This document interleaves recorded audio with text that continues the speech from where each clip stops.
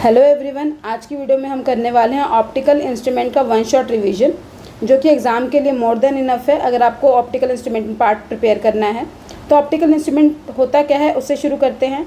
ये वो इंस्ट्रूमेंट है जो कि आइज़ की रेंज को एक्सटेंड करने का काम करता है, यानी वो सारी चीज़ें जिनको हम नेक्ड आइज से नहीं देख सकते, जैसे कोई बहुत छोटा माइक्रोब या फिर मून या फिर वो चीज़ें जो बहुत दूर हैं, उनको अगर हम नहीं देख पाते तो उनको देखने के लिए हम यूज़ करते हैं ऑप्टिकल इंस्ट्रूमेंट्स का।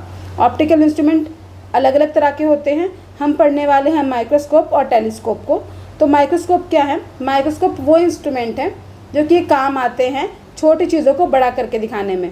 माइक्रोस्कोप दो तरह के होते हैं, सिंपल माइक्रोस्कोप और कंपाउंड माइक्रोस्कोप। सिंपल माइक्रोस्कोप में सिर्फ एक कन्वेक्स लेंस होता है, जबकि कंपाउंड माइक्रोस्कोप में दो कन्वेक्स लेंस होते हैं। वहीं टेलीस्कोप वो इंस्ट्रूमेंट है जो कि दूर की चीज़ों को पास करके दिखाता है, डिस्टेंट ऑब्जेक्ट को मैग्नीफाइंग करता है। टेलीस्कोप दो तरह के होते हैं, रिफ्रैक्टिंग और रिफ्लेक्टिंग। रिफ्रैक्टिंग का काम होता है रिफ्लेक्ट करना, और ये दो तरह के होते हैं, एस्ट्रोनॉमिकल और टेरेस्ट्रियल। एस्ट्रोनॉमिकल नाम से पता लग रहा है, ऐसे टेलीस्कोप जो दूर की चीज़ों को देखने में काम आते हैं, यानी वो चीज़ जो सेलेस्टियल बॉडी हैं उनको देखने के काम आते हैं, उनको हम बोलते हैं एस्ट्रोनॉमिकल टेलीस्कोप। और वो चीज़ें जो अर्थ पे पड़े हुए ऑब्जेक्ट को दिखाने का काम करती हैं, अर्थ पे जो चीज़ बहुत दूर है उसको देखने का काम करते हैं हम टेरेस्ट्रियल टेलीस्कोप से। जैसे कि कोई आदमी समुद्री यात्रा कर रहा है और वो अगर देखे शी शोर पे कि क्या चीज़ है, तो उसको देखने के लिए वो यूज़ करेगा टेरेस्ट्रियल टेलीस्कोप, ना कि एस्ट्रोनॉमिकल टेलीस्कोप। वहीं हमारे पास है रिफ्लेक्टिंग टेलीस्कोप। नाम से पता लग रहा है रिफ्लेक्टिंग है, यानी इसमें मिरर्स होंगे, लेंस नहीं होंगे। ये दो तरह के होते हैं, न्यूटोनियन और कैसिगेरियन। इसमें कैसिगेरियन बहुत बार एग्जाम में पूछा जा रहा है आजकल, तो उसको अच्छी तरह हम डिटेल में आगे डिस्कस करने वाले हैं। उससे पहले हम ये समझते हैं कि एक्चुअली हमें इमेज बनानी कहाँ होती है। तो हमें बेसिकली दो जगह इमेज बनानी होती है। पहला है least distance of distinct vision और दूसरा है इन्फिनिटी पे। अब least distance of distinct vision का मतलब ये है कि अगर मुझे अपने आइज़ के सामने कोई ऑब्जेक्ट को रखना है तो मैं कितनी दूरी पे उसको रखूं कि मुझे वो ऑब्जेक्ट क्लियरली दिखे। आपने नोटिस किया होगा कि अगर ऑब्जेक्ट को आप बहुत पास रखो आइज़ के तो वो चीज़ इतनी क्लियरली नहीं दिखती है। वहीं अगर मैं थोड़े से डिस्टेंस पे रखूं तब वो जाके वो चीज़ मुझे क्लियर दिखेगी। तो वो डिस्टेंस, मिनिमम डिस्टेंस और लीस्ट डिस्टेंस जहाँ तक ऑब्जेक्ट हमें क्लियरली दिख पाता है उसको बोलते हैं least distance of distinct vision, और ये एक नॉर्मल ह्यूमन आई के लिए 25 सेंटीमीटर होता है। वहीं दूसरा पॉइंट जो इन्फिनिटी है, अब इन्फिनिटी वो पॉइंट है जो कि बहुत दूर है, और इन्फिनिटी के लिए हमारी आइज़ जो होती है वो रिलैक्स्ड होती हैं। रिलैक्स क्यों होती हैं? क्यों हम बोलते हैं कि जब इमेज इन्फिनिटी पे बनेगी तो आइज़ जो होंगी वो रिलैक्स्ड होंगी। इन्फिनिटी में तो बहुत फार पॉइंट है, ठीक है। वो इसलिए होता है क्योंकि हमें पता है लेंस को एडजस्ट करने के लिए हमारी आइज़ में एक मसल्स होती है जिसका नाम होता है सिलरी मसल्स। अब इस सिलरी मसल्स क्या करती हैं, अगर आपको कोई नियर बाय ऑब्जेक्ट देखना है तो सिलरी मसल्स कॉन्ट्रैक्ट हो जाती हैं ताकि हमारा आई लेंस क्या हो जाए, छोटा हो जाए और उसकी इमेज हम रेटिना पे देख सके। वहीं अगर उसको कोई ऑब्जेक्ट देखना है जो कि बहुत फार है, ठीक है, फार ऑब्जेक्ट को देखने के लिए जो सिलरी मसल्स हैं वो हमारे लेंस को स्ट्रेच कर देती हैं। लेंस क्या कर जाता है उस केस में, स्ट्रेच हो जाता है। स्ट्रेच हो जाता है वो क्या हो जाता है, रिलैक्स्ड हो जाता है उस पोजीशन पे।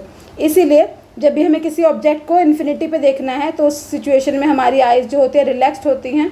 और याद रखना, किसी ऑब्जेक्ट को नियर देखना वो बहुत डिफ़िकल्ट होता है बहुत लंबे समय तक, कंपेयर टू कि हम किसी ऑब्जेक्ट को बहुत दूर से देख रहे हैं। इसलिए कहते हैं कि बहुत पास से हमें टीवी नहीं देखना चाहिए, किसी चीज़ को बहुत पास से नहीं देखना चाहिए, क्योंकि उससे सिलरी मसल्स पे स्ट्रेन पड़ता है।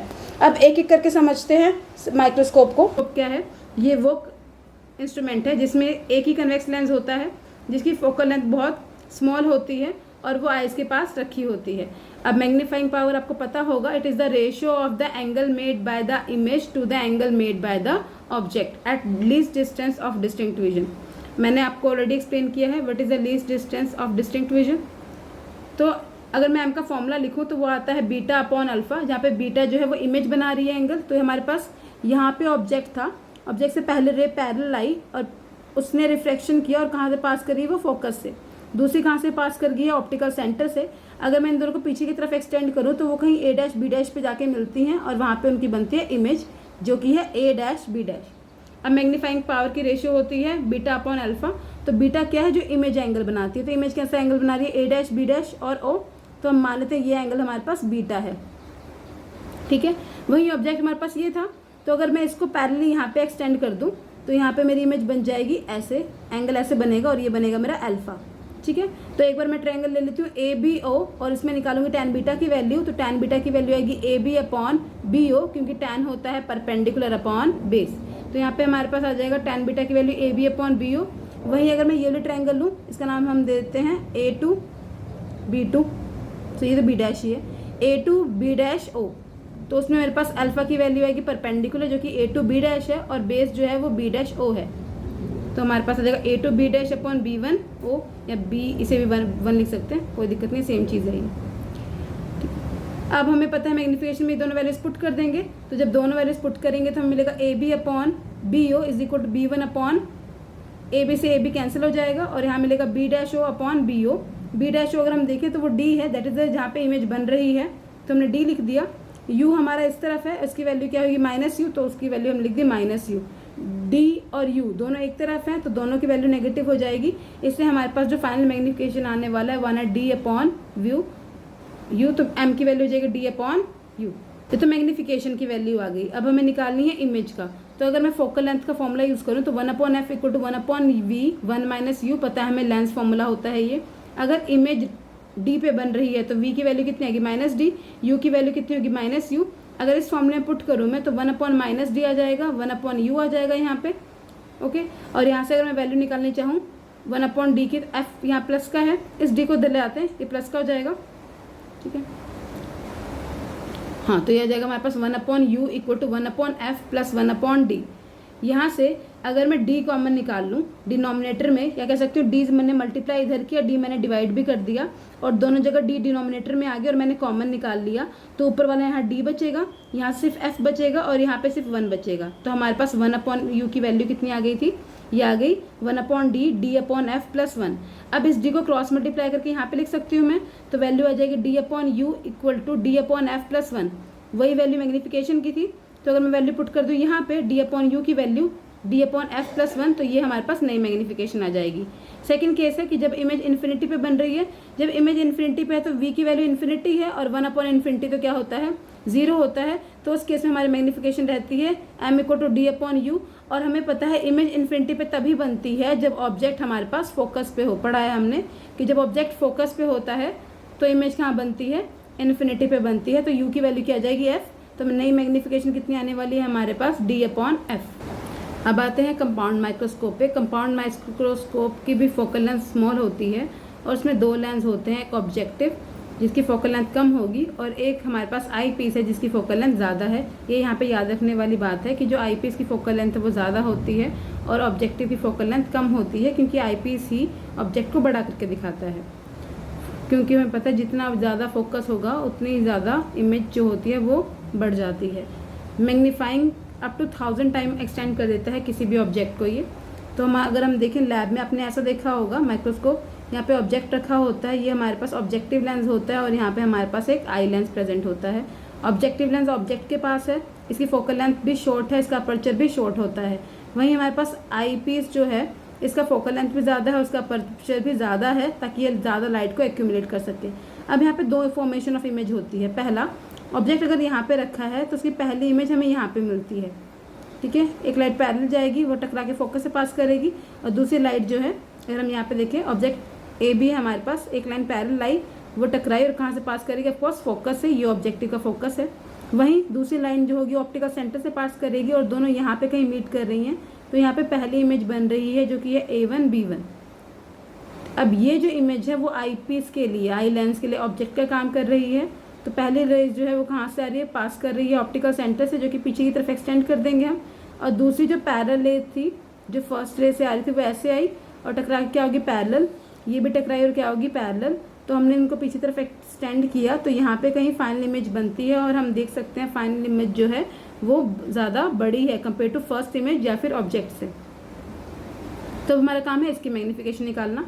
तो मैग्नीफिकेशन का फॉर्मूला यही है, angle made by the image to the angle made by the object. तो एंगल कितना बना रही है इमेज, बीटा, ये वाला एंगल बीटा है, इसके साथ बन रहा है, ठीक है। बीटा आ गया हमारे पास angle tan beta. Tan beta की वैल्यू निकालूं तो वो कितनी होगी, A2B2 अपॉन B2O। तो हमने लिख दिया A2B2 अपॉन B2O, ठीक है। दूसरे अगर मैं वैल्यू निकालूँ टैन अल्फा की, तो अल्फा के लिए हमने इसी ऑब्जेक्ट को यहाँ पे रख दिया है और ऐसे हमने ड्रॉ कर दिया तो ये वाला एंगल बना है अल्फ़ा। अब इस अल्फ़ा की वैल्यू भी सेम आएगी, वो आएगी हमारे पास ए बी अपॉन डिस्टेंस कितना था B2A, क्योंकि हाइट हमने AB जितनी रखी है तो हमारा पास आ जाता है AB अपॉन OB2। दोनों वैल्यू यहाँ पुट करेंगे तो हमें पता है OB2 कैंसिल हो जाएंगे, तो हमें मिलेगा A2B2 ऊपर ये वाला और AB नीचे। इसको सिंप्लीफाई करने के लिए हमने A1 B1 से खुद मल्टीप्लाई किया यहाँ भी और यहाँ भी। एक बार A2B2 के नीचे रख देंगे A1 B1 और एक बार यही AB जो है वो A1 B1 के नीचे रख देंगे। अगर इसको हम देखें तो ये है इमेज की हाइट टू द ऑब्जेक्ट की हाइट, यानी इमेज किसकी है, ये ऑब्जेक्टिव की है, सॉरी ये वाली आई पीस की है, और यहाँ पे A1 B1 अपॉन AB है तो ये किसकी है, ऑब्जेक्टिव की है। यानी टोटल जो मैग्नीफिकेशन आने वाली है वो इन दोनों का प्रोडक्ट आने वाली है।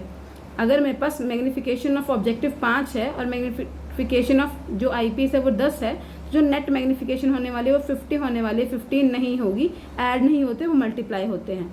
अब अगर आपके दिमाग में क्वेश्चन आ रहा है कि हम 2 लेंस से इतना बढ़ा सकते हैं, तो अगर मैं 4 लेंस या 5 लेंस यूज़ करूँ तो हम चीज़ों को और मैग्नीफाई कर सकते हैं, पर हम ऐसा नहीं करते। क्यों हम 2 ही प्रेफर करते हैं? उसका रीज़न ये है कि जितना हम लेंस यूज़ करेंगे उतनी जो लाइट है वो लेंस एब्जॉर्ब भी करता है, और जितनी लाइट अब्जॉर्ब करेगा उतनी जो है मैग्नीफिकेशन वो डल होती जाएगी और इमेज जो है वो डल अपीयर होगी।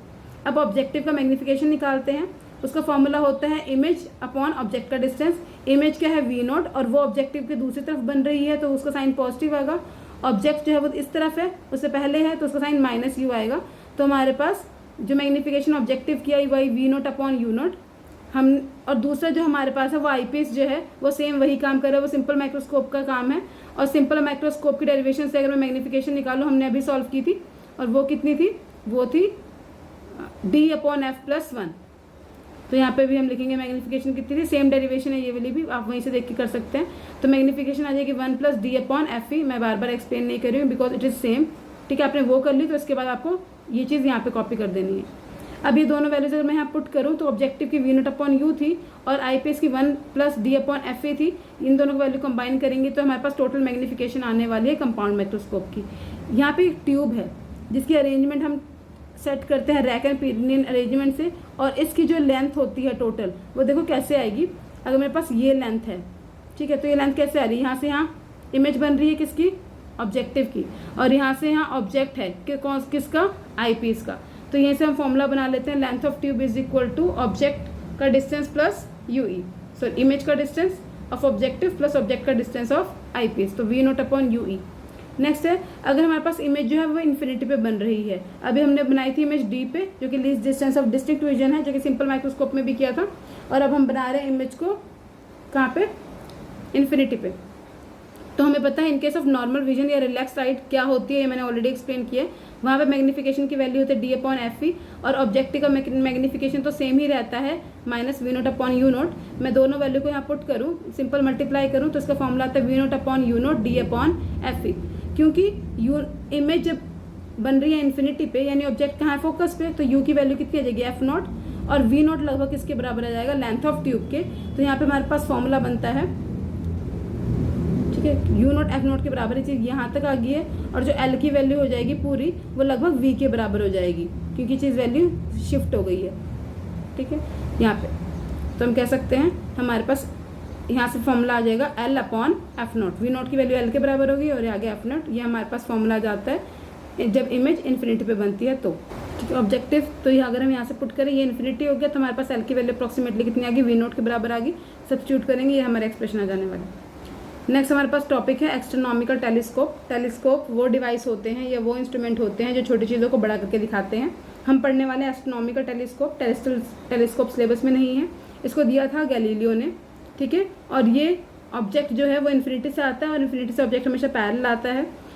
इसका जो हमारे पास पहला ऑब्जेक्टिव अपर्चर है वो ज़्यादा होता है और बाद वाला अपर्चर जो कि आई लेंस का है वो कम होता है, ताकि ज़्यादा लाइट एक्यूमुलेट हो।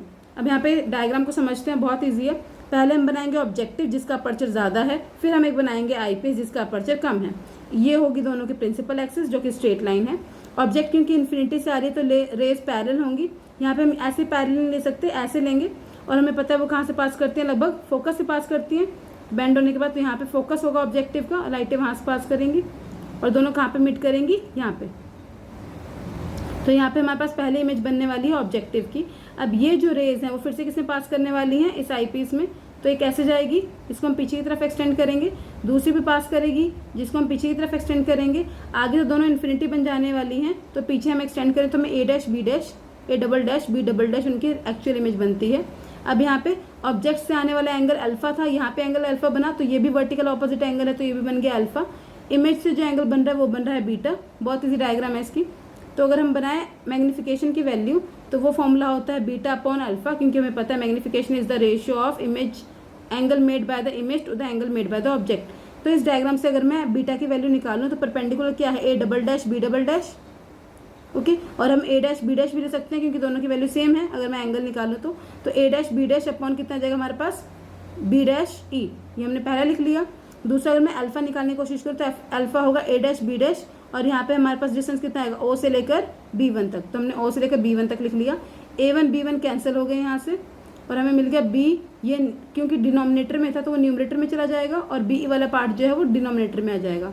तो हमें कुछ एक्सप्रेशन ऐसा मिल जाएगा B one O upon B one E. अब बी वन ओ अगर हम डायग्राम में देखें तो वो ऑब्जेक्टिव का फोकस है, बी वन ओ ये ऑब्जेक्टिव का फोकस है, फोकल लेंथ है, ठीक है। और जो बी डैश ई था वो क्या था, इमेज का डिस्टेंस यू ई, तो वो हमने पुट कर दिया यू ई।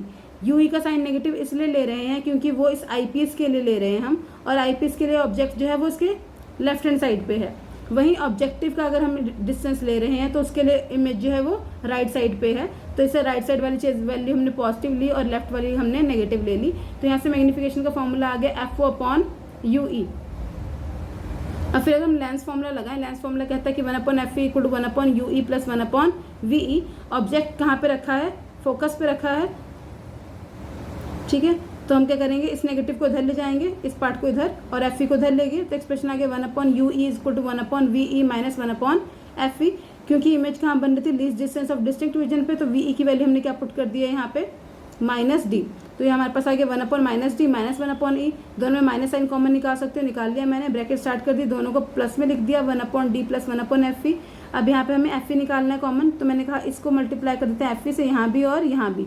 डिनोमिनेटर में दोनों fe आ गया, fe मैंने बाहर निकाल लिया, यहाँ पे बच गया था ऊपर fe और यहाँ से बच गया, तो ध्यान से देखते हैं, अगर हम fe कॉमन निकालें यहाँ से तो हमें यहाँ पे मिलेगा माइनस fe,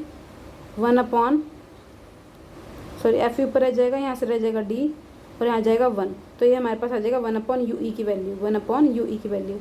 तो यहाँ अगर हम पुट कर दें मैग्नीफिकेशन के फॉर्मूले में तो F naught as it is रहा, इसकी वैल्यू हमने निकाली है माइनस fe, क्योंकि 1/ue की वैल्यू थी, तो हमें मिला गया यहाँ पे fe/d प्लस 1। ये हमारे पास होता है required expression for magnification in case of telescope. Length of telescope होती है एफ नॉट प्लस यू के बराबर। यहाँ पे u किसका होता है, ऑफ कोर्स आई पीस का होता है। Next normal adjustment. Normal adjustment वही केस है जहाँ पे ऑब्जेक्ट जो है वो कहाँ पे है, फोकस पे है, ऑब्जेक्ट फोकस पे है और इमेज इन्फिनिटी पे है, इस केस को हम बोलते हैं नॉर्मल एडजस्टमेंट केस। एम की वैल्यू सेम रहती है, beta upon alpha, tan beta upon tan alpha आएगा। यहाँ पे भी एक्सप्रेशन आएगा हमारे पास A dash B dash upon B dash E, A dash B dash ये चीज़ लाइन है, upon B dash E image के लिए लिखा हमने, वहीं ऑब्जेक्ट के लिए लिखेंगे तो ए डैश बी डैश तो आएगा ही, ये वाला डिस्टेंस आएगा ऑब्जेक्ट के लिए, तो हम लिख दें बी ओ डैश, ये आ गया, ये दोनों कैंसिल हो गए। B dash O F O की वैल्यू होती है और बी डैश ई किसकी वैल्यू हो जाएगी, यहाँ पे यू ई की आएगी ऑफ कोर्स, पर ये यू ई क्योंकि किसके बराबर है, फोकस के बराबर होगा, क्योंकि ऑब्जेक्ट जब फोकस पे होता है तभी इमेज इन्फिनिटी पे बनती है, इसे हमने इसकी वैल्यू लिख ली एफ ई। तो यहाँ से मैग्नीफिकेशन आता है F O plus F E, और लेंथ ऑफ ट्यूब क्या आएगी, ये एफ ओ है, ये एफ ई है, तो लेंथ ऑफ ट्यूब कितनी आएगी, F O plus F E. तो एक्सप्रेशन था एस्ट्रोनॉमिकल टेलीस्कोप का। नेक्स्ट हमारे पास रिफ्लेक्टिंग टेलीस्कोप, बस थ्योरेटिकल है, इसकी कोई एक्सप्रेशन नहीं है। तो थ्योरेटिकल जो हमारा रिफ्लेक्टिंग टेलीस्कोप है वो दो तरह का है, न्यूटोनियन और कैसिग्रेन। तो न्यूटोनियन जो टेलीस्कोप है वो उसमें हमने एक मिरर यूज़ किया है जो कि कॉन्केव मिरर है, लाइट जो भी आ रही है वो पैरेलल आ रही हैं, उस मिरर से रिफ्लेक्ट हो रही हैं, और यहाँ पे हमने एक प्लेन मिरर लगा दिया है, इससे लाइट दोबारा रिफ्लेक्ट हो रही है और कहाँ पे जा रही है, आइस पे जा रही है, तो हम चीज़ों को देख पा रहे हैं। अब यहाँ से इसमें लिमिटेशन क्या थी कि जितनी भी लाइनें रिफ्लेक्ट होके आ रही थी सारी प्लेन मिरर पे नहीं आ रही थी, और हम ऑब्जेक्ट से अपनी आई से उसको देख नहीं पा रहे थे, इसलिए जो ये न्यूटोनियन वाला टेलीस्कोप है वो फेल हो गया था और हमें नया टेलीस्कोप मिला था जिसका नाम था कैसिग्रेनियन। यहाँ पे प्लेन मिरर को रिप्लेस किया गया था किससे, कनकेव मिरर से दोबारा। तो हमने यहाँ पे कनकेव मिरर रखा जिसको हमने ऑब्जेक्टिव मिरर बोला, और यहाँ पे हमारे पास एक और मिरर था, इसका नाम था सेकेंडरी मिरर, ये कन्वेक्स था, सॉरी कौन सा मिरर था, कन्वेक्स मिरर था, ठीक है। जितनी भी लाइट रे पैरेलल आई वो किस पे गिरी, कॉनकेव मिरर पे, और उसके बाद वो रिफ्लेक्ट बैक हुई। आगे कन्वेक्स मिरर था, उसने दोबारा लाइट को रिफ्लेक्ट किया और हमें ये ऑब्जेक्ट नहीं आई पीस से दिख जाता है, तो इसे हम बोलते हैं कैसेग्रेनियन। इसकी डायग्राम इटसेल्फ, डायग्राम ही आती है बेसिकली एग्जाम में, तो डायग्राम अच्छी तरह याद करनी है, बहुत इंपॉर्टेंट है। उसके बाद एक क्वेश्चन जो आता है इस चैप्टर से वो है what are the advantage of reflecting over refracting. तो जो हमारे पास रिफ्लेक्टिंग होता है, ठीक है, उसमें मिरर हम यूज़ करते हैं, रिफ्रैक्टिंग में हम लेंस यूज़ करते हैं, ठीक है। रिफ्रैक्शन में एब्रेशन आती है, क्रोमेटिक एब्रेशन आती है क्योंकि लाइट एब्जॉर्ब हो जाती है, जबकि हमारे पास यहाँ पे इन केस ऑफ मिरर कोई भी क्रोमेटिक एब्रेशन नहीं आती क्योंकि लाइट एब्जॉर्ब नहीं होती। यहाँ पे स्फेरिकल एब्रेशन भी आती है क्योंकि लाइट जो है वो कलर्स में ब्रेक हो जाती है, कलर्स में स्प्लिट हो जाती है, ठीक है, डिस्पर्जन हो जाता है। लेकिन मिरर में क्योंकि ऐसा डिस्पर्जन नहीं होता तो इसमें स्फेरिकल एब्रेशन भी नहीं होती, ठीक है। लेंस ज़्यादा अपर्चर्स के बनाने होते हैं और ज़्यादा अपर्चर के लेंस बनाना ज़्यादा डिफिकल्ट होता है और मिरर को बनाना ज़्यादा